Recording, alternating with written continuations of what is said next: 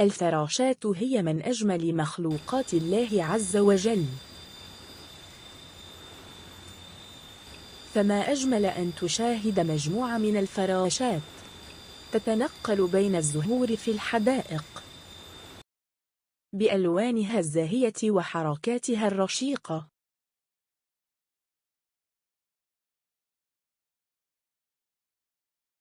وطبيعتها الرقيقة والساحرة.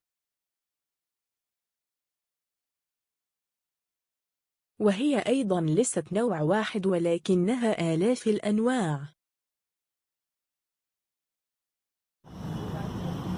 فمنها من تعيش في إفريقيا، ومنها من تجدها في آسيا، وكل واحدة تختلف عن الأخرى في كل شيء.